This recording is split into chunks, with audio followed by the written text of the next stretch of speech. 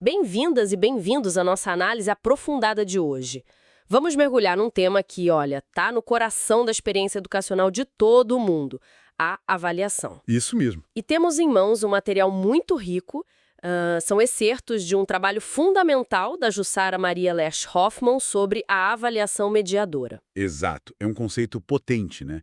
Que desafia muitas das nossas ideias, talvez pré-concebidas sobre notas, sobre provas e até sobre o propósito de avaliar na educação. Uhum. A Hoffman não propõe só um ajustezinho, sabe?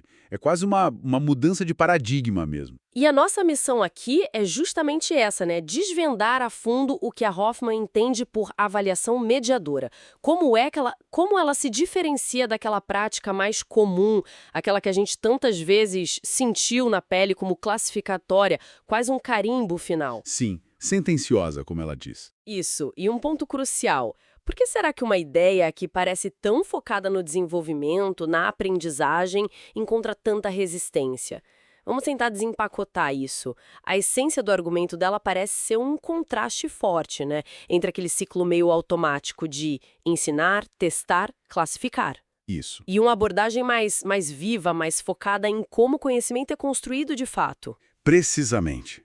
Hoffman contrapõe o que ela chama de paradigma sentencioso ou classificatório, esse focado em julgar, em hierarquizar, a um outro que é o da avaliação mediadora. Certo? A grande virada está no foco. Deixa de ser uma fotografia estática do resultado final, sabe? E passa a ser mais como um filme do processo. É uma ação pedagógica contínua que intervém para provocar a reorganização do saber. Uma espécie de diálogo intelectual constante que visa não só verificar, mas impulsionar a aprendizagem. Falamos então daquele modelo tradicional, né? Sim. Bem conhecido, provas com notas, médias, rankings de turma. O clássico. O argumento da Hoffman é que, longe de superarmos isso, essa prática de simplesmente medir se o aluno atingiu um padrão X pré-definido pelo professor, isso parece ter se solidificado. Virou quase uma tradição inquestionável. Mas por quê? Que forças sustentam essa inércia toda? Olha, a Hoffman identifica alguns fatores, tanto estruturais quanto culturais, que ajudam a explicar essa persistência. Uhum. Um deles é a forte autonomia didática dos professores, que é algo bom por um lado, mas muito centrada nas suas disciplinas específicas. Certo. Isso, paradoxalmente, pode acabar dificultando uma reflexão pedagógica mais ampla, sabe? Mais partilhada sobre como avaliar. Entendi. Cada um opera ali dentro da sua área, muitas vezes sem um diálogo, sei lá, interdepartamental, sobre critérios, sobre filosofias de avaliação. Falta um pouco essa visão do todo. Uma espécie de isolamento pedagógico dentro da própria escola ou universidade? Pode-se dizer que sim, é uma boa imagem. E outro fator, especialmente visível no ensino superior, mas que ecoa na educação básica também, é a estrutura curricular muito fragmentada. Como assim? Tipo a matrícula por disciplinas isoladas. O professor de cálculo 1, por exemplo, pode não ter a menor ideia do percurso daquele estudante em física, ou o que ele viu antes. Ah, claro. Isso impede um olhar sobre a trajetória de aprendizagem completa do aluno. Foca só no desempenho naquela unidade curricular específica, naquele recorte de tempo. Não se acompanha o desenvolvimento, só se mede um instante. E a própria formação de quem ensina entra nessa equação também? Sem dúvida. A Hoffman aponta que a formação pedagógica dos professores, em muitos casos, não oferece um aprofundamento teórico consistente sobre avaliação educacional. Falta base, né? Exato. Muitas vezes se aprende a avaliar avaliando, ou pior, replicando modelos sem ter uma base teórica sólida para questionar ou para inovar. Isso se liga diretamente a outro ponto fundamental que ela levanta, o fortíssimo caráter reprodutivista da avaliação. Ah, o famoso fazer como fizeram comigo. Exatamente. É quase um ciclo vicioso, né? Professores tendem a reproduzir as práticas avaliativas que eles mesmos experimentaram como alunos. Seja bom ou ruim, né? Pois é, seja um modelo talvez excessivamente permissivo ou, e é aqui que a Hoffman parece ver mais problema, um modelo extremamente rigoroso, classificatório, focado na reprovação como se isso fosse sinônimo de qualidade. Ela até menciona exemplos de áreas, né, com altos índices históricos de reprovação, onde essa cultura se perpetua, muitas vezes sem uma análise crítica sobre se essa dureza toda realmente contribui para uma aprendizagem significativa ou se ela só seleciona e exclui. É quase uma herança pedagógica que não é examinada. Nossa, isso é realmente instigante e um pouco desconcertante, né? Essa tendência a perpetuar modelos sem um questionamento ativo. E a Hoffman vai mais fundo nisso, analisando perguntas recorrentes que os professores fazem quando ela apresenta a avaliação mediadora. Sim, em workshops, né? Exato. E são perguntas que, segundo ela, revelam as resistências. A primeira que ela cita é muito direta. Não estaremos nós, professores, sendo responsabilizados pelo fracasso de alunos desinteressados e desatentos? O que será que está por trás dessa pergunta? O fascinante aqui, eu acho, é que essa pergunta que parece ser sobre responsabilidade, na verdade revela uma concepção muito específica sobre conhecimento e aprendizagem. Como assim? A Hoffman associa essa pergunta a uma visão que a gente pode chamar de mais positivista, ou talvez comportamentalista. Certo. Nessa perspectiva, o conhecimento é algo externo ao sujeito. Sabe? Ele reside nos objetos, na informação transmitida. O papel do professor é apresentar esses estímulos da forma mais clara possível. Boas aulas, bons textos. Organizar o material? Isso.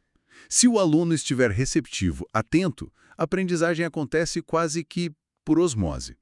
Se não acontece, a causa é logo atribuída a fatores internos do aluno.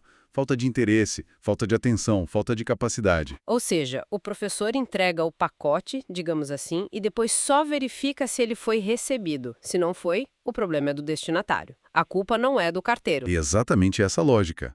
O professor se vê como um transmissor eficiente e um medidor objetivo de resultados. O foco está no produto final, naquele que é observável, mensurável.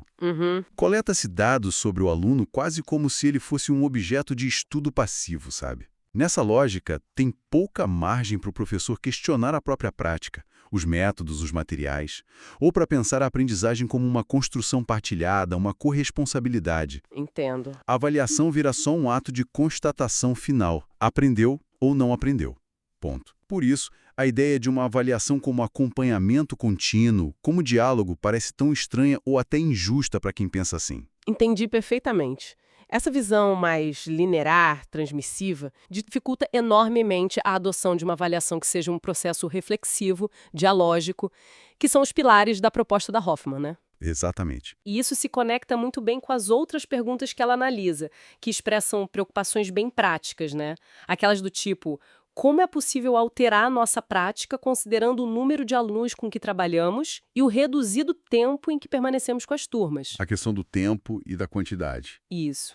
E ainda, não é necessário nessa proposta da avaliação mediadora uma enorme disponibilidade do professor para atendimento individual aos alunos? Parece quase aquela constatação, é a teoria bonita, mas na prática... São perguntas muito legítimas do ponto de vista da realidade de muitas salas de aula, não dá para negar. Muita gente, pouco tempo. Com certeza. No entanto, elas também sugerem, como você disse, que os conceitos de acompanhamento e diálogo, na visão desses professores, estão sendo interpretados de uma forma muito restrita, ainda sob a influência daquele paradigma mais tradicional. Diálogo, por exemplo, é entendido quase exclusivamente como conversa verbal um a um, com 40, 50 alunos numa turma. Isso é matematicamente inviável, né? Impossível. E acompanhamento é visto como vigilância constante, estar fisicamente ao lado do aluno a cada instante observando cada passo. O que também é impossível e talvez nem seja o mais desejável pedagogicamente, né? Sufoca um pouco. Sem dúvida. Mas aí entra a redefinição crucial que a Hoffman propõe. E ela se inspira muito em Paulo Freire para isso. Ah, interessante. O diálogo na avaliação mediadora transcende a conversa oral. É fundamentalmente uma relação epistemológica. Uma relação... Como assim? É o professor se interrogando sobre como o aluno está construindo seu entendimento. Quais são os processos de pensamento dele, quais são as hipóteses que ele levanta, as dificuldades conceituais. Entendi. É ir além do certo e errado. Exato. E isso pode acontecer através da análise atenta de um trabalho escrito, de um projeto, de uma resposta numa prova, até mesmo dos erros cometidos.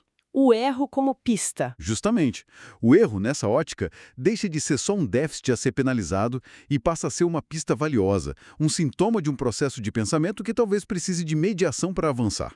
É um ponto de partida para a aprendizagem, não um ponto final. Então quer dizer que o diálogo pode ser silencioso, uma análise profunda de uma produção do aluno, tentando entender a lógica interna dele, em vez de só aplicar um gabarito e dar uma nota. Precisamente isso. É um diálogo mediado pela produção do aluno. E o acompanhamento também ganha outro significado.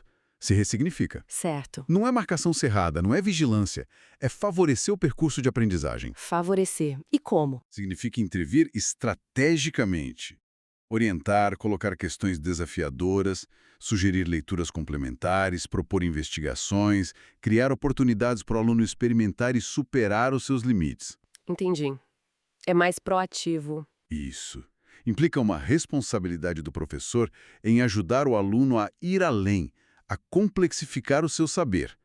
Não se trata de uma relação puramente afetiva, de gostar ou não do aluno, mas de uma reflexão teórica constante sobre as potencialidades dele e sobre como criar as melhores condições para o seu desenvolvimento intelectual. Gosto da imagem que você usou antes. A do guia de montanha, Sim. que conhece o terreno, conhece o caminhante e ajuda a escolher o melhor percurso para chegar lá no cume. Não carrega nas costas, mas orienta. Exatamente. Essa é a ideia da mediação. Aqui é que fica mesmo interessante. Isso significa que a avaliação mediadora não se traduz obrigatoriamente em mais horas de atendimento individual, de conversa um a um, mas sim numa mudança qualitativa na forma como o professor olha para o processo e para as produções dos alunos. É isso. É investir tempo na reflexão sobre o trabalho do aluno para entender o pensamento dele, em vez de apenas gastar tempo corrigindo mecanicamente para atribuir uma nota. Exatamente. A Hoffman coloca isso como uma opção epistemológica fundamental.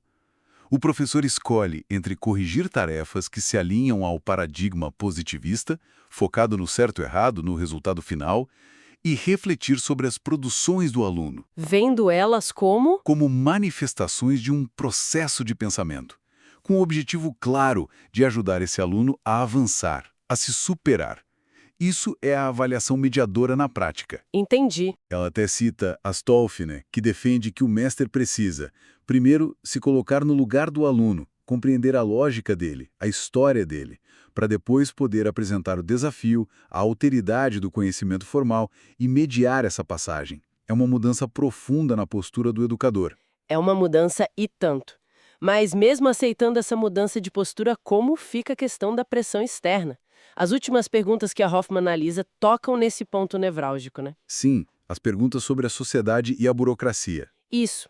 Em que medida formaremos um profissional competente sem uma prática avaliativa exigente e classificatória, competitiva?